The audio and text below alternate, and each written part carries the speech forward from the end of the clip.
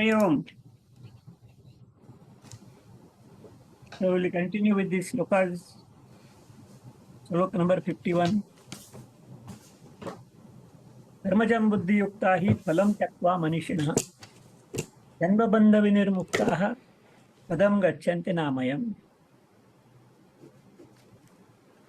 Here he is explaining the condition which is to be attained. That is janma bandha vinirmukta.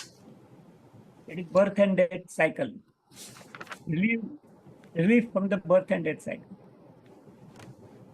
So this is the basic concept of Gita philosophy or even Indian philosophy, you can say.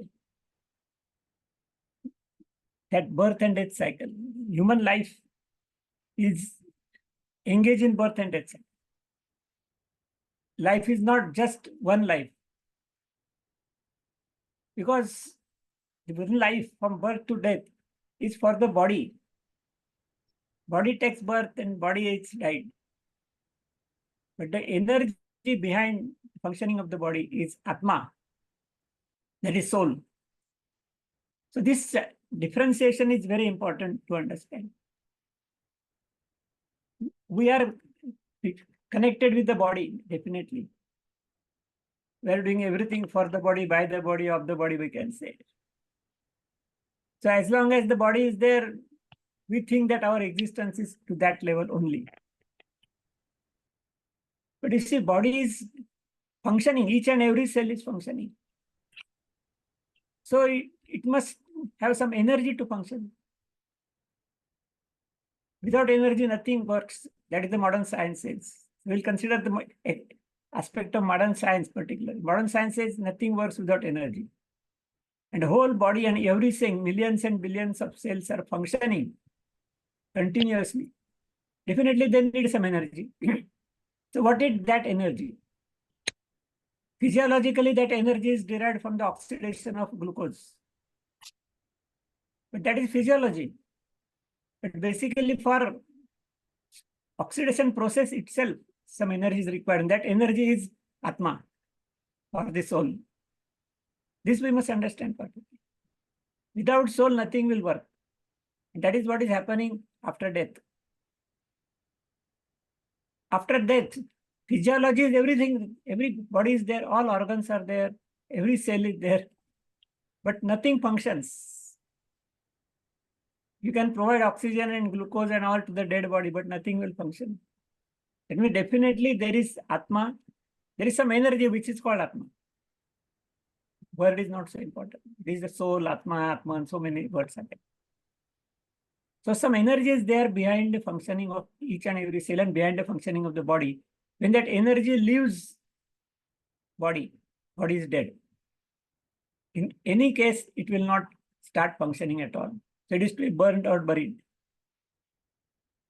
So this energy of Atma, again, modern science says energy cannot be destroyed, law of conservation of energy.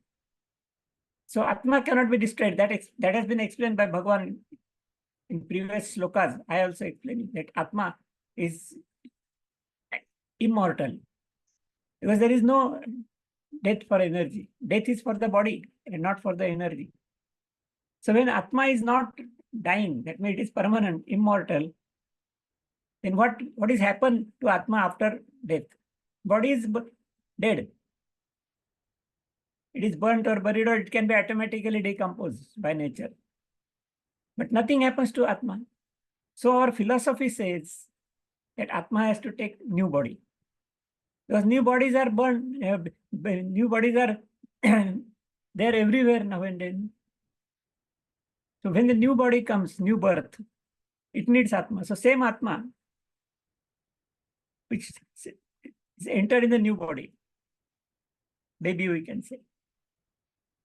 Again, that Atma has to experience all these pleasures and miseries of the life, doing so many karmas and all that.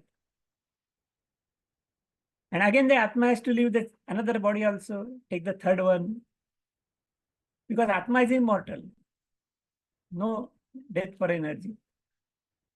So it is continued a process. So this is the birth and death cycle. And this birth and death cycle is not for the body, but it is for the Atma. Because body is for life of the body is one life from birth to death. Then the body is destroyed. But Atma remains as it is. So it takes another body. For this taking the new body, the storage of karmas is explained. That karma siddhanta I explained to you. So that karmas are there. Because of that karmas, Atma has to take a new, another body. Again, experience the fruits of the karmas, whatever it is, good or bad. Again, some karmas are reduced, some karmas are increased in the storage of karmas, and this cycle is continued. So this is a normal process of Atma, that you have to take, he has to take new bodies always for every birth. And what to do? Enjoy the pleasures and even miseries also in the life. So the stage may come that Atma get frustrated with this birth and death cycle. Now this is a logic. Nothing can be proved. Because this is all energy system. Energy cannot be proved. We get disgusted with this birth and death cycle. And the Atma wants to get relief from the birth and death cycle. Permanent relief. And this getting the permanent relief from the birth death cycle is aim of human life. We can say it's the aim for Atma. So when he gets relieved from the birth and death cycle by so many means, those have been explained hereafter also. Then Atma is merging with Paramatma. Paramatma is a universal energy, energy behind the universe. Because universe also is functioning. Each and everything in the universe is functioning. Even all stars and galaxies, these are there. But even the atom and molecules, that is all functioning is going on. Nothing is steady. So that also needs some energy. So that energy is universal energy. So you call it Paramatma. So when the Atma gets relieved from the birth and death cycle, he merges with Paramatma. And that is the end of everything. Because it's emerging, no return back. So no question of birth and death cycle, nothing is remains. So this is assumed to be the target. And this is to be achieved through many ways. These ways are called yoga. Bhakti yoga, jnana yoga, karma yoga, and all those. So in the beginning shlokas of this second chapter, which I explained, it was the jnana yoga, knowledge. He was explaining what is Atma, what is immortal, and you just remember all those things. Then he has explained karma yoga also. How to do karma, that we are understanding these karmas. Because in that, he has said that while doing karmas, there should be no expectation, there should be no ego. But we have to do it. Without karma, we cannot continue our life. And it must be selfless karmas. And there must be indifference for result. Whatever result is there, good or bad, your mind should not get disturbed. So this is the total aim of yoga. And this has been explained. And now in continuation with this shloka, I gave the background for this. Here it is saying, Karmajam buddhi yuktai phalam tyakta manisha. And you have to abandon your fruit of karma. Doing karma is a duty. So I had done my karma. And no expectation, nothing, but I don't want the fruit also. So you have to abandon the karma. So that is phalam tyaktva manisha. The fruits you have to abandon. Of course, this is a mental process. And then what will happen? Then janma bandha vinirmukta. Then you can get relieved from the birth and death cycle. So this is a path of liberation. We call it liberation. Liberation is the same thing. Liberation from birth and death cycle. So you have to leave aside the karma, results of karmas.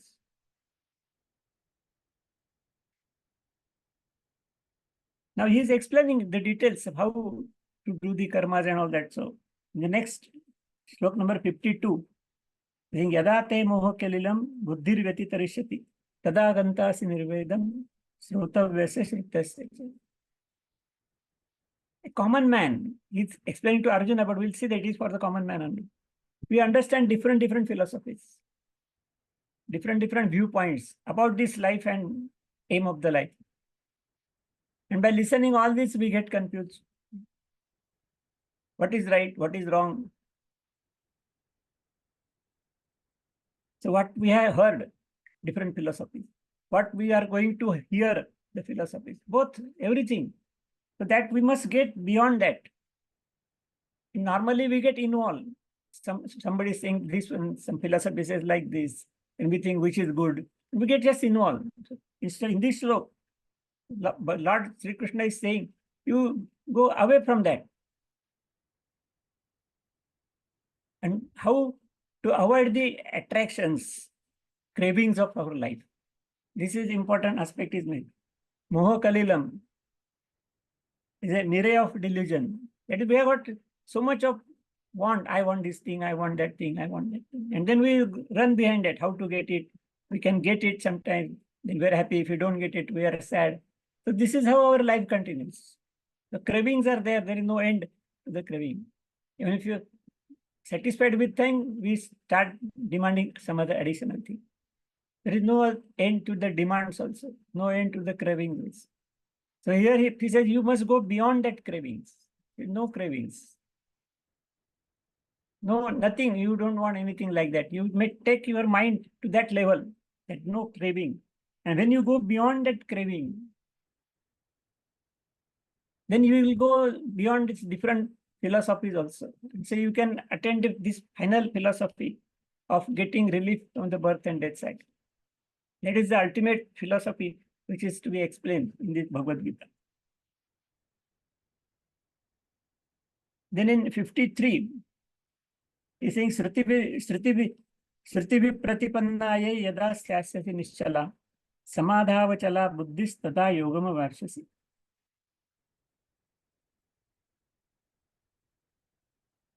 So when you go beyond all that, so your mind or intellect is fixed with this philosophy to achieve the state of God, that is a Paramatman.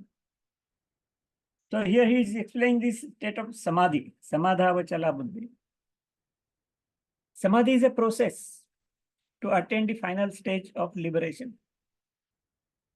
Of course, Samadhi, there are different types and all that. That is all explained in Patanjali Yoga. That I am not explaining right now. But Samadhi is getting relief of Atman.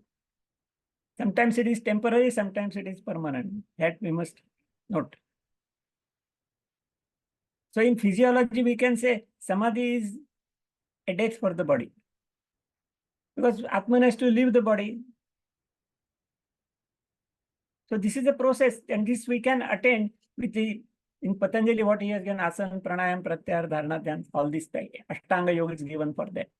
So that we can achieve this state, that Atman can get out of the body. But that is sometimes temporary and sometimes permanent. When permanent is there, it is permanent Samadhi. This is ultimate aim. But temporary, for certain period, we can attain that Samadhi state and again return back to join our normal life. So this is intermediate stages of Samadhi. So he says, you must go beyond these conflicting statements. As I told you, there's some different philosophies and all that. You go beyond all that and fix your mind. Yes, this really getting relief from birth and death cycle, attaining Samadhi, maybe temporary in the beginning, then the finally ultimate permanent Samadhi to get permanent relief from the birth and death cycle. So your mind must go beyond these conflicting statements. In our life also, we have got so many conflicting things and we don't come to the conclusion that nothing happens. So we must come to the conclusion. So here he says you have to come to the conclusion that getting relief from birth and death cycle is the only target of our life. And that will take you to the nearing to the God, the ultimate reality or a universal energy.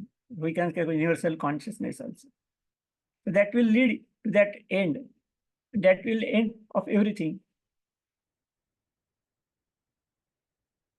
In next, now Arjun has listened all these things and he has got some questions.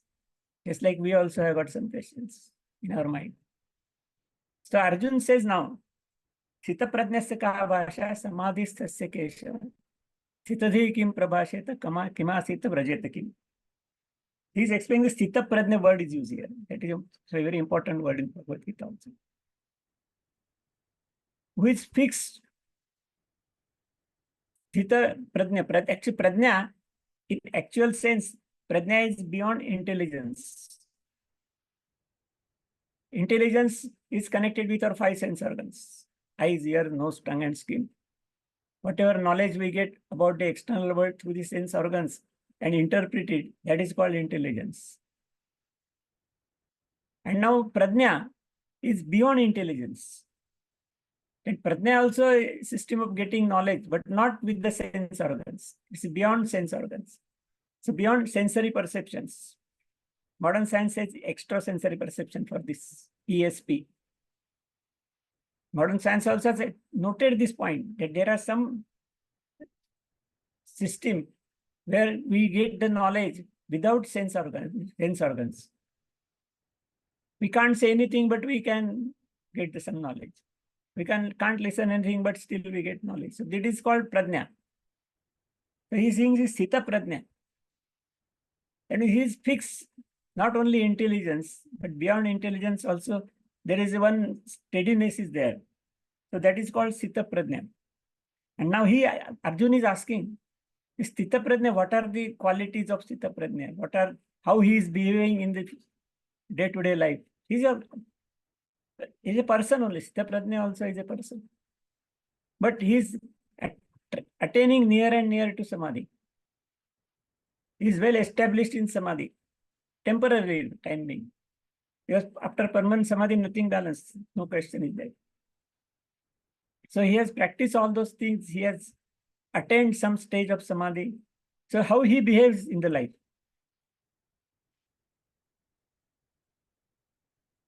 Then how he talks, how he walks, like that questions are asked by Arjuna. So with this question, Bhagavan is answering that how the person who is attaining higher stages on spiritual level, how he is behaving in his day-to-day life. That has been answered here, and that definitely will guide us how to behave in our life. This is a target for us, that we have to develop our mental and intellectual stages to that level.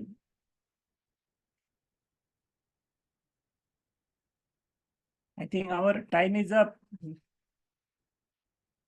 The qualities of the Sthita Prajna, there are so many shlokas are there that we'll be understanding hereafter, one by one.